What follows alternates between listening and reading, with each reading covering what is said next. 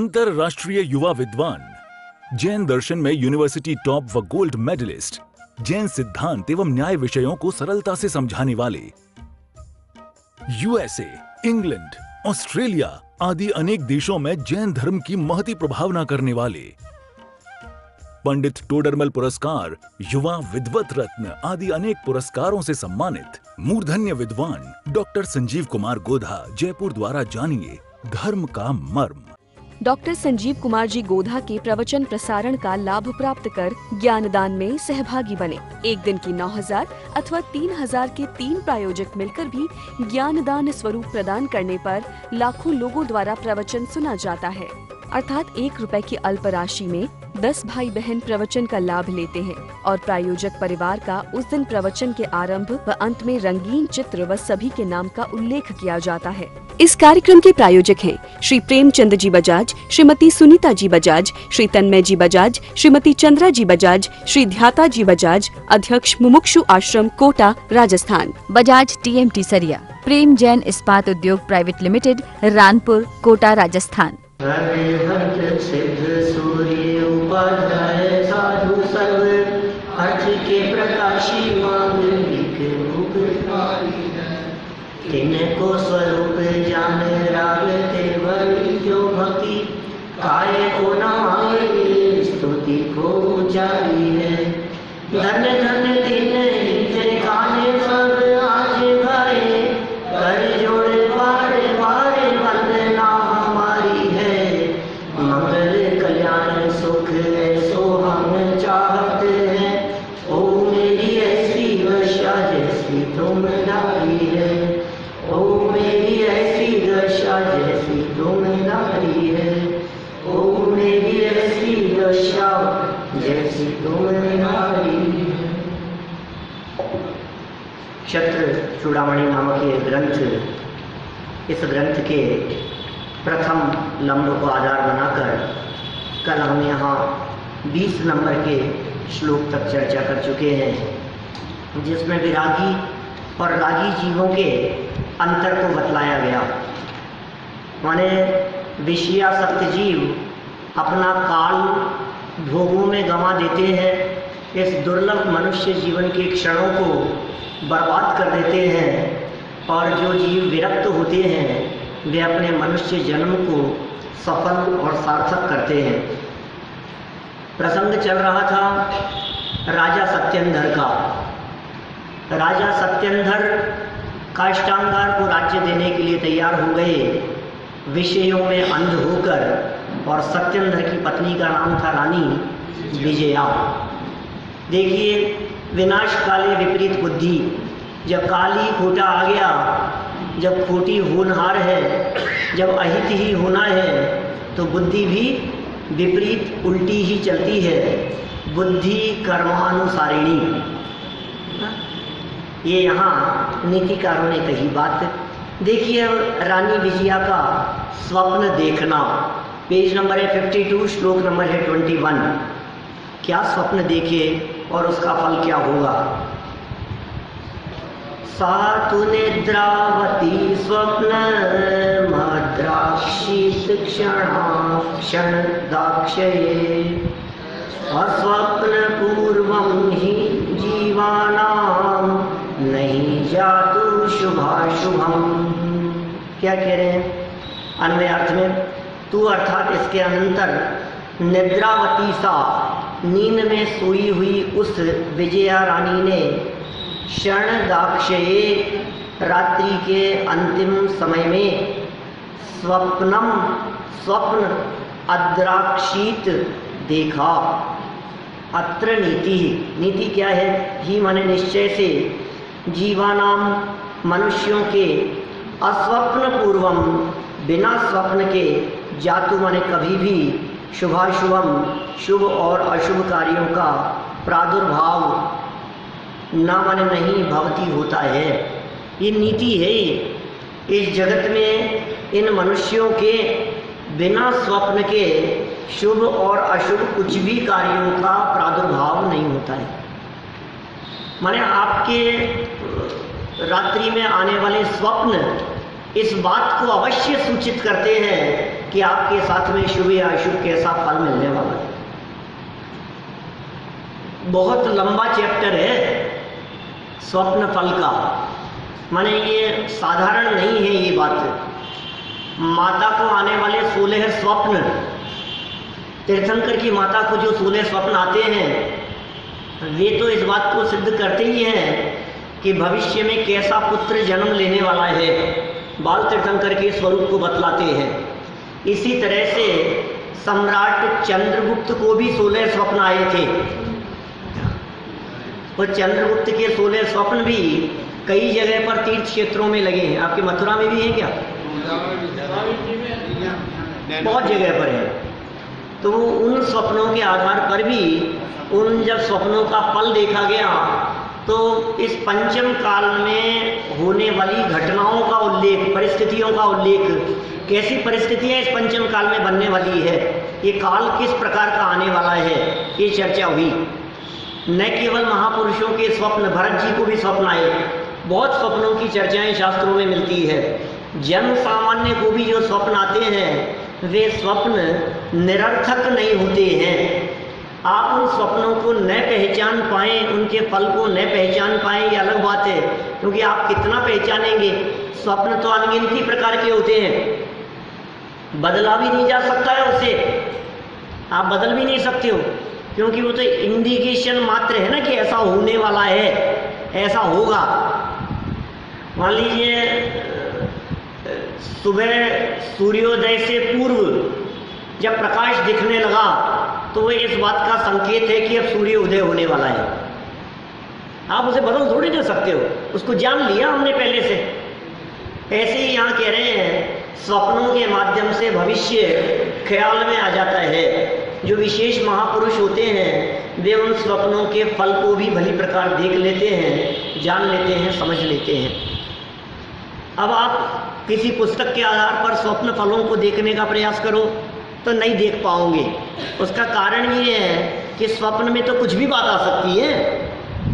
कोई 100, 200, 500 स्वप्न हमने बता दिए और उनका फल बता दिया तो वही स्वप्न आएगा, ऐसा तो है नहीं।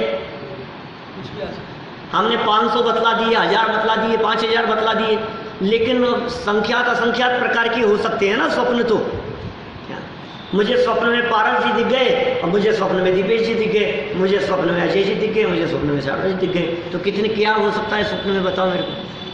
मेरे को स्वप्न में बैलगाड़ी दिखी कि मेरे को स्वप्न के अंदर घोड़ा गाड़ी दिखी, अब मेरे को स्वप्न में सर्प दिखा कि बंदर दिखा कि कुत्ता दिखा कि बिल्ली दिखी। अब कितने जानवर हैं, कितने पशु हैं, कितने मनुष्य हैं, कितने लोग हैं, कितनी परिस्थितियां हैं, कितने प्रकार का मौसम वातावरण हो सकता है। और फिर उनमें भी कौन, फिर एक एक के साथ में भाव और जोड़ो तो आगे पीछे कितनी परिस्थितियां हो जाएगी। एक व्यक्ति दिखा वो रोता हुआ दिखा, फिर वही व्यक्ति दिखा तो वो हंसता हुआ दिखा, वही व्यक्ति दिखा तो वो बाजार जाता। अब वो कितनी तरह की कंडीशंस हो सकती है। अब आप कौन से स्वप्न का कैसा फल लगाओगे, आपका दिमाग चकराने लगेगा। सच्ची बात तो ये है कि आप उसमें बुद्धि मत लगाओ, लगाना भी मत। क्या स्वप्न आया और क्या फल होगा किसी से पूछने भी मत जाना। लेकिन कुछ ना कुछ शुभ और अशुभ विशेष रूप से हमारी लाइफ में घटने वाला है, इस बात को सूचित करने वाले स्वप्न होते हैं। ये नीतिकारों का वचन है, ये आचार्य वादीप सिंह कह रहे हैं। ये मैं अपने मन की बात नहीं कह रहा हूँ, अरे वाह आप भी क्या ये बातें करने लग गए स्वप्न के फलों की। मैं नहीं कह रहा हूँ भाई, नीतिकार कह रहे हैं। स्वप्न के बिना, स्वप्न के बिना, स्वप्न के बिना शुभ और अशुभ कुछ भी नहीं होता। इसका मतलब कोई बहुत अच्छी घटना घटने वाली हो चाहे बहुत खराब घटना घटने वाली हो, आपको स्वप्न आते ही हैं, आएंगे ही। कुछ भी दिख जाएगा, भले सेकंडों के लिए दिखे। और इतना भी हो सकता है कि जागृत हो जाने के बाद आपको वो स्वप्न ख्याल में भी नहीं रहे कि मुझे कोई स्वप्न में कोई बात आई थी। देखिए जरा क्या कहते हैं, सरल अर्थ खत्म हो गया, 2 लाइन का था। कुछ समय पश्चात एक दिन रानी विजया ने सोते हुए रात्रि के अंतिम पहर में कुछ स्वप्न देखे। यह सामान्य धारणा है कि मनुष्यों के स्वप्न बिना कभी भी शुभ और अशुभ कार्यों का प्रादुर्भाव नहीं होता है। प्रादुर्भाव माने होता है उत्पन्न होना। प्रादुर्भाव शब्द पहले भी पढ़ा है आप लोगों ने कहीं। कहाँ पढ़ा है? अप्रादुर्भाव है खलु रागादिनाम भवत्य हिंसेति तेषामेवोत्पत्ति हिंसेति जिनागमस्य संक्षेप है। आप लोगों को तो याद भी कराया था, भूल गया क्या? अब बात साल में पुरानी हो गई इसलिए ऐसा लगता है, लेकिन याद भी कराया था। हिंसा और अहिंसा की परिभाषा, आत्मा में रागादि का प्रादुर्भाव वो हिंसा है, और आत्मा में रागादि का प्रादुर्भाव नहीं होना माने उत्पन्न नहीं होना वो अहिंसा है। ये जिनागम की हिंसा अहिंसा की परिभाषा है अमृत चंद्राचार्य की पुरुषार्थ सिद्धि उपाय। हाँ अभी चलाया वो पुरुषार्थ सिद्धि उपाय भी मैं अनुपस्थित था, मतलब बाहर गया हुआ था, तब यहाँ पीछे से ये चलाया गया। चलिए, रानी विजया का स्वप्नों का फल पूछना।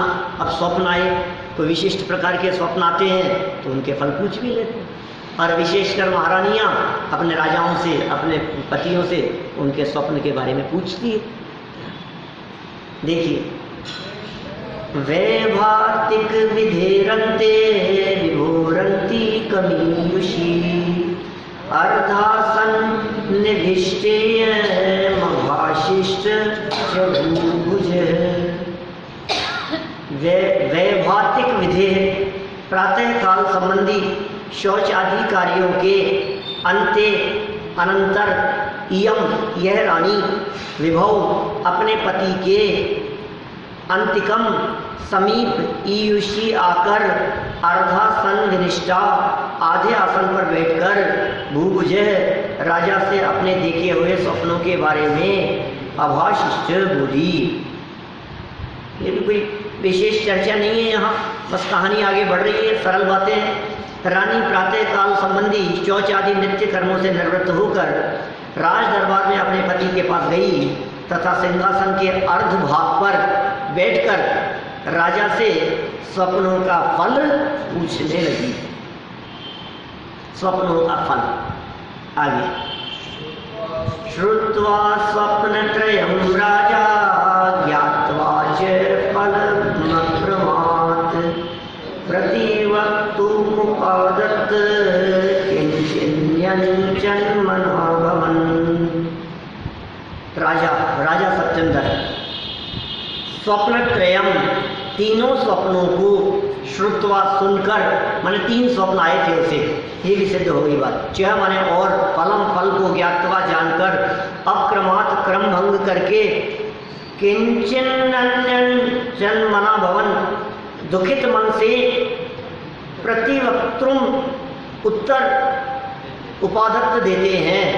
तो क्या तीन स्वप्न आए थे, तीन में से एक स्वप्न को छोड़ दिया और क्रम का उल्लंघन करके बाकी दो स्वप्नों के फल को वे बताते हैं। और कैसे? उदास मन से। इसका मतलब कोई ना कोई ऐसी बात रानी के स्वप्न में जरूर आई कि जिस स्वप्न से राजा को अहित की आशंका दिखाई देने लगी। राजा रानी के तीनों स्वप्नों को सुनकर और उनके फलों को जानकर दुखित मन से स्वप्नों का क्रम भंग करके कहने लगे। अज्ञानी को अनिष्ट की आकुलता निरंतर। क्या कहने लगे? पुत्र मित्र कलत्रादौ सत्यामपि च संपदि आत्मीयापाय शंका ही शंकु प्राणभृतामृति। पूरी नीति का ही श्लोक है। नीति के माध्यम से ये बात क्या कहना चाहते हैं तो देखिए। अत्र है नीति निश्चय से पुत्र मित्र कलत्रादौ, पुत्र मित्र स्त्री आदि च माने और, संपत्ति धनादि संपत्ति के, सत्याम रहने पर, अपि माने भी, आत्मी अपाय शंका अपने विनाश की शंका, प्राण भृताम प्राणधारियों के हृदय में शंकु कील की तरह सदा दुखम ददाती दुख देती है। क्या कह रहे हैं देखो, ये बड़ी मार्मिक बात इन्होंने यहाँ कह दी है। ये जगत का स्वरूप ही है इस तरह का। पुत्र, मित्र, पत्नी, संपत्ति, ये सब जैसे कि तैसे बने रहे, लेकिन अपने विनाश की शंका, मैं मर जाऊंगा, ये आशंका भी प्राणधारियों के हृदय में कील की तरह चुभती है। मैं मरने जाऊं, मैं मरने जाऊं। अज्ञानी की ऐसी दशा है, मौत की कल्पना मात्र से घबराता है। मौत की चर्चा मात्र इस जीव को दुख देने वाली होती है। इतना सा विचार आ जाए ना कि मैं मर जाऊंगा, मैं मर नहीं जाऊं, घबराता है।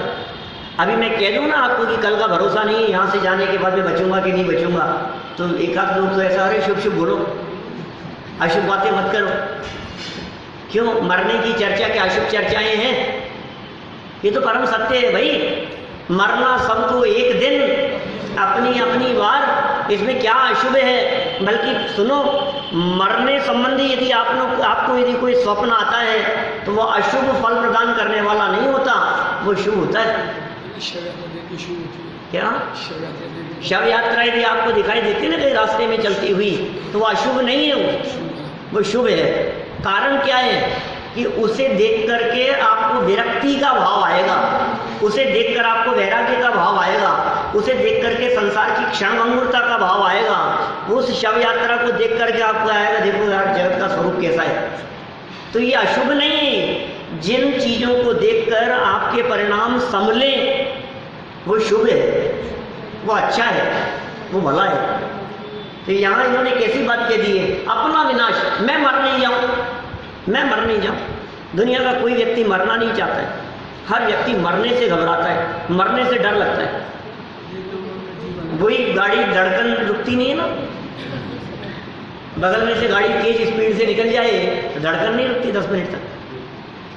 1 इंच की दूरी पर आकर के किसी ने बहुत तेजी से ब्रेक लगा लिया तो एकदम हमें ऐसा लगता है 2-5 मिनट तक तो, और वो घटना को जब तक 10-5 आदमियों को बताएगा नहीं ना, तब तक चैन नहीं पड़ेगा। आज तो मैं बची गया, आज तो मरते मरते बच गया, आज तो पता नहीं,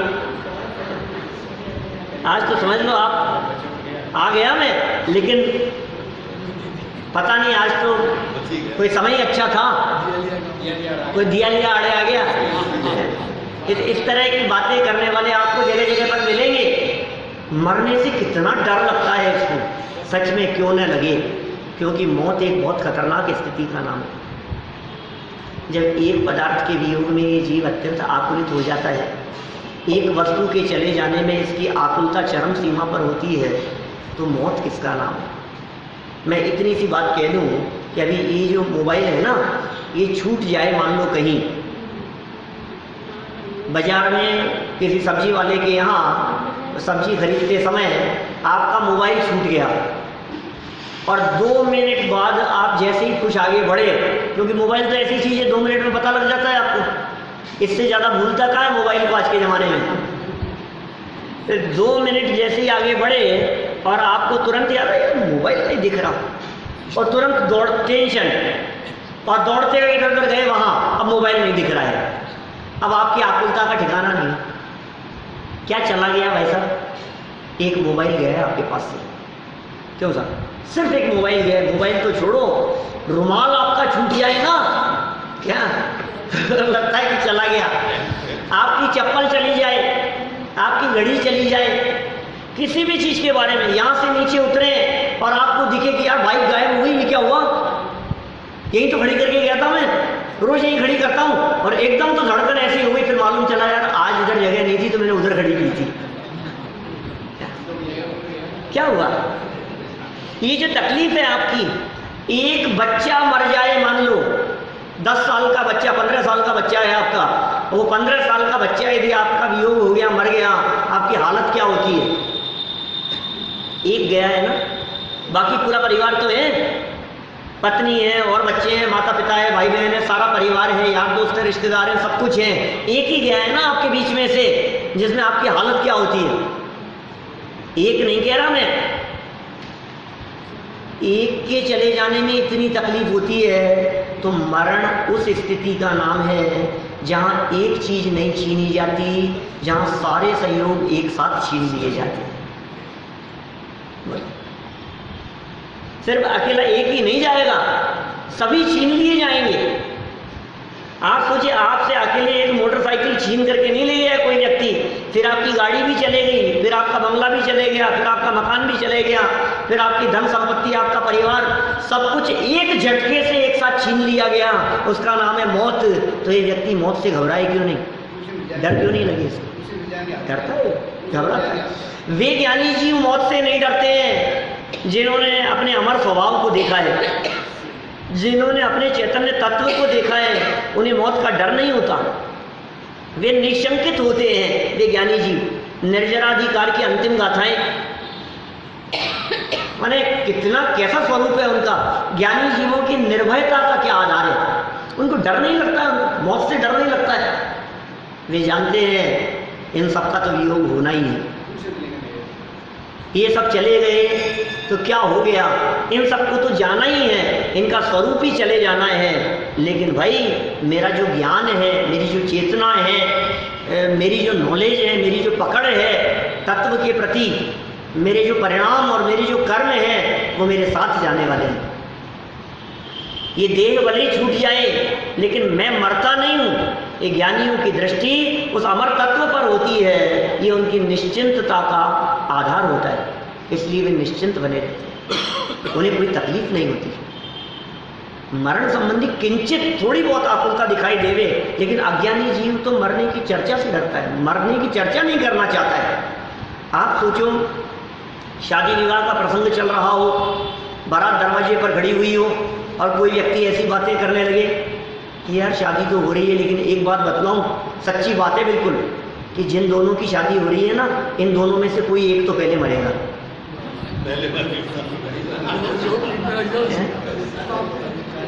क्या कह रहे हो यार, तुम चुप रहो ना। कि नहीं, बिल्कुल सच्ची बात है, आज लिख करके दे सकता हूं मैं आपको। दो में से कोई एक पहले जाएगा। क्या बोलो, ये सच्चाई है या नहीं है?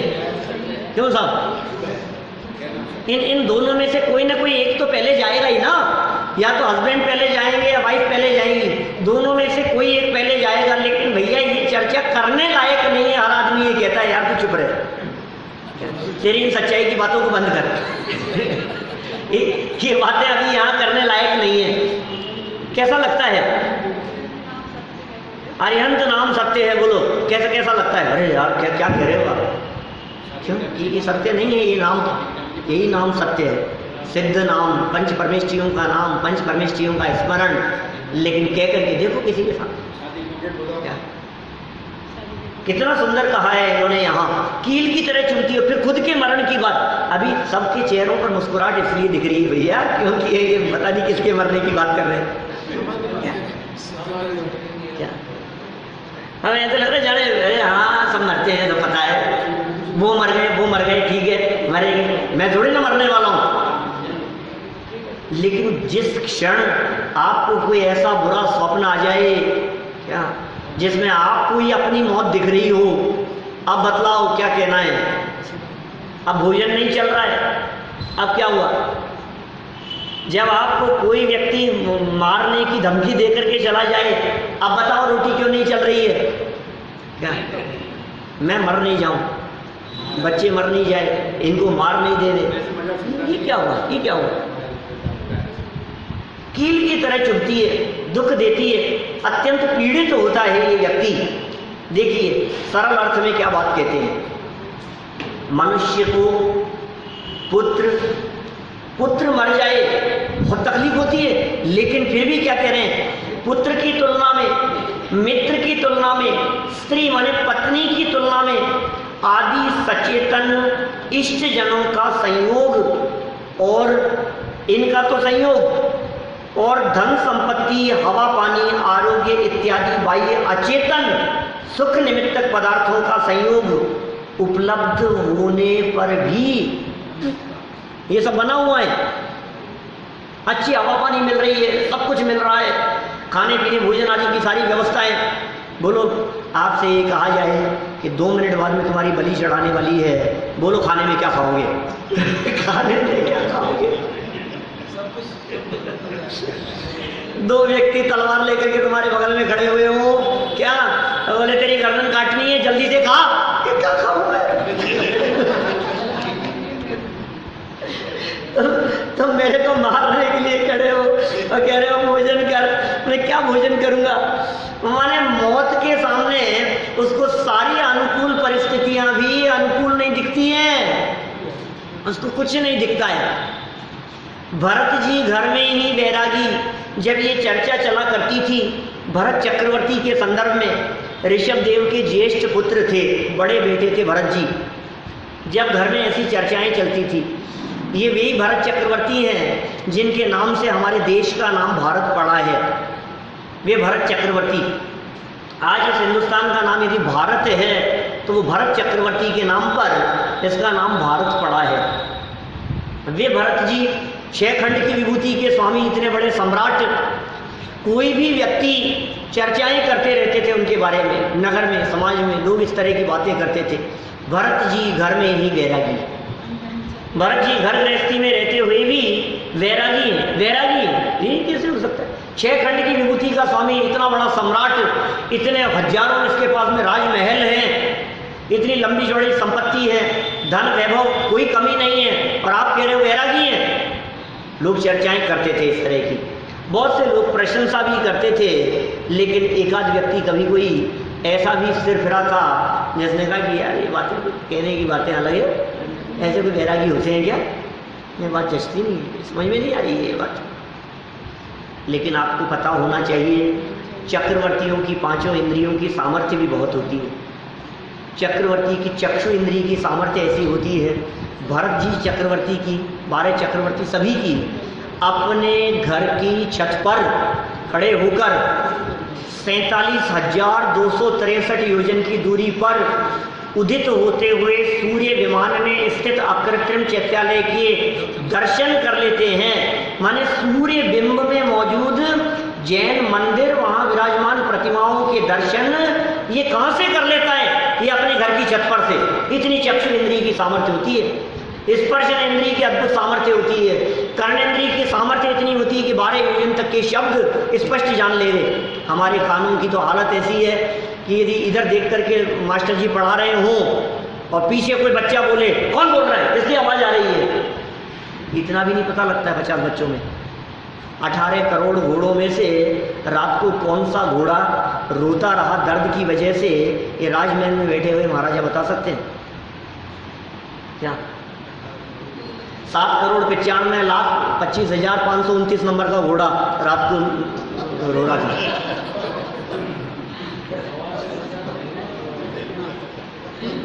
कल्पना नहीं कर सकते उसकी बुद्धि की, ऐसा क्षोभ होता है उसका, मैंने को पकड़ ले। अब कोई व्यक्ति राज दरबार में कि राजमहल के बाहर के उसके राज्य में ऐसी चर्चा कर रहा हो कि ये तो भरत जी घर में वैरागी, क्या बातें करते हो यार तुम लोग, ऐसे कोई वैरागी होते हैं कि इतनी हजारों रानियों के साथ में रह रहा है तो कह रहे वैरागी है। ऐसे ऐसे वैरागी जो फिर हम ही बोलेंगे, हमें तो कोई व्यक्ति वैरागी नहीं कहता है। एक पत्नी के साथ में घर में रहते हैं और वैरागी नहीं कहता, और हजारों रानियों के साथ में महाराजा रह रहे हैं और कह रहे वैरागी है। बात उसके कान तक पहुंचने में देर नहीं लगी, भरत जी के कान तक बात पहुंच गई। बुलाया उसे, नहीं बुलाया होगा क्या बताओ? राज दरबार में बुलाया, क्या बात कर रहे थे तुम? मैंने तो कुछ नहीं कहा। घबरा गया हो तो कि नहीं मैं कुछ मैं सजा नहीं देने वाला हूँ, मैं कुछ नहीं, ये बात सामने आई थी, वो तो भरत जी ने खुद नहीं कह दी। सुनो एक काम करो, एक तेल का कटोरा दे दिया हाथ में। क्या सुना? आपने नहीं सुना? आप ही के लिए सुना रहा हूँ। क्या विनीत जी, आपके लिए सुना रहा हूँ। एक तेल का कटोरा दे दिया हाथ में, उस व्यक्ति के हाथ में, और ये कहा कि सुनो ये तेल का कटोरा है, इतना भरा हुआ है ये कि थोड़ा बहुत भी हिले तो बूंद नीचे गिर जाए तेल की, इतना भरा हुआ, तेल से भरा हुआ कटोरा। और कहा कि इसमें से एक बूंद भी तेल गिरनी नहीं चाहिए, ये तुम्हारे हाथ में है।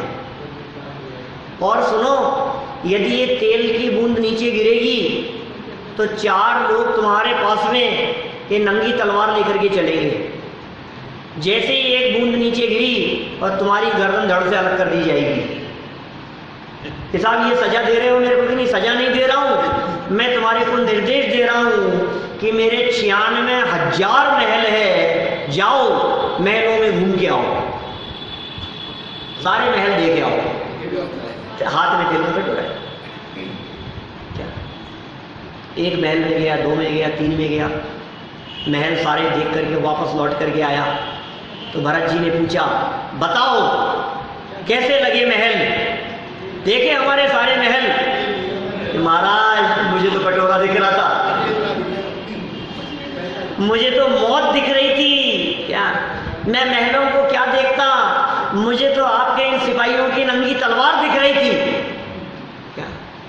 4-4 लोग चारों तरफ मेरे खड़े हुए दिखाई दे रहे थे, मैं कैसे देख सकता था उनको कि क्यों महलों में घूम करके भी महलों को नहीं देखा। तुम्हारे पीछे तो ये 4 लोग तलवार लेकर के खड़े थे, हमारे पीछे तो 8 कर्म पड़े हुए हैं। राजमहलों में रहते हुए भी हमें राजमहल नहीं दिखते, राजमहल में रहते हुए भी हमें तो अपना स्वरूप दिखता है। घर में रहते हुए भी वैरागी कैसे हैं, रहते हुए भी न देखें, होते हुए भी न देखें, ये परिस्थितियां बनते हुए भी उससे अलिप्त रहें, ये कैसे हो सकता है कि जिसकी दृष्टि कहीं और होती है वो व्यक्ति अलिप्त रहता है, दृष्टि कहीं और है। सारे जगत को ये दिखाई देता है कि राजमहल में रह रहे हैं, लेकिन सच्चाई ये है कि वो महल में रहते हुए भी महल में लिप्त नहीं है, ऐसा स्वरूप है। देखो सारा वैभव है लेकिन मौत दिख रही है, सब कुछ है लेकिन मरण दिखाई दे रहा है। ये कह रहे हैं यहाँ ऐसे निमित्त मिलने पर भी, सारे संयोग उपलब्ध होने पर भी अपने अनिष्ट का भय सदा लगा ही रहता है, जो मनुष्य के हृदय में नुकीले कांटे के सदृश निरंतर सालता रहता है, चुभता ही रहता है, चुभता रहेगा, वो पीड़ित होता रहेगा। ये बहुत खतरनाक है ये चीज। कई लोग तो ऐसे भी मिलते हैं जो मरण से ज्यादा बिस्तर पकड़ लेने से घबराते हैं। आपसे भी यदि आपको 2 ऑप्शन दिए जाएं, बोलो आपको जान से मार दिया जाए या आपके दोनों हाथ और दोनों पैर काट दिए जाए, बोलो किसके लिए तैयार हो? बोले यार मार ही दो मेरे को तो। दो में से एक चीज का चुनाव करना है, बोलो क्या करना है? मार दिया जाए कि हाथ पांव तोड़ करके छोड़ दिया जाए, क्या करेंगे? मार दिया जाए ये कहेंगे ना, लेकिन ज्ञानी जी ऐसा नहीं कहता है। ज्ञानी ये कहता है आपको जो उचित लगे सो करो, कि नहीं फिर भी दोनों में से एक ऑप्शन बतलाओ, तो वो यही कहेगा हाथ पांव भले ही टूट जाए लेकिन मनुष्य जीवन है तो संयम है। मनुष्य जी, क्योंकि मरने के बाद तो नियम से असंयम है पारस जी साहब। यदि यहाँ आपने मार दिया ना तो मर करके कहाँ जाएगा? त्रियंच में, नरक में या देवगति में? 3 ही ऑप्शन है ना, नरक, त्रियंच या देव, 3 ही तो ऑप्शन है। नरक में संयम नहीं होता, त्रियंचों में संयम नहीं है और देवों में संयम नहीं है। सुरग नरक पशु गति में नाही, आलस हरण करन सुख ठाही। उत्तम संयम धर्म का अर्घ है। 10 लक्षण धर्म में अभी करोगे महीने भर बाद में। 10 लक्षण धर्म की पूजन जो है उसमें उत्तम संयम धर्म का अर्घ है। सुरग नरक पशु गति में नाही, स्वर्ग में नहीं है, नरक में नहीं है, पशु गति में नहीं है। ये मनुष्य जीवन भले हाथ पांव टूट गए हो, आप संयमी हो सकते हो, आपका गुणस्थान 5वां हो सकता है, आप व्रती हो सकते हो, आप त्यागी हो सकते हो, इसलिए तू तो मजे कर। ये अज्ञानी की सोच है।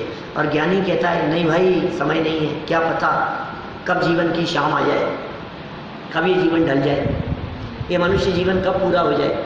दोनों के विचारों में, माने दोनों के चिंतन में कितना फर्क है।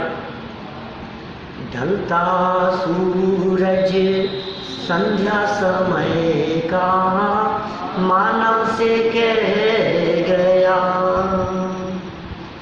ढलता सूरज संध्या समय का मानव से कह गया। क्या कह गया? पुण्य तेरा,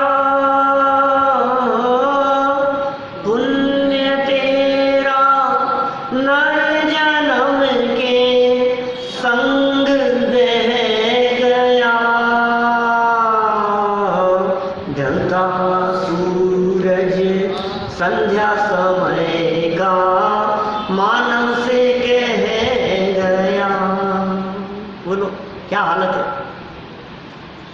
बालपन जब बीत निकला, यौवन चढ़ता रे,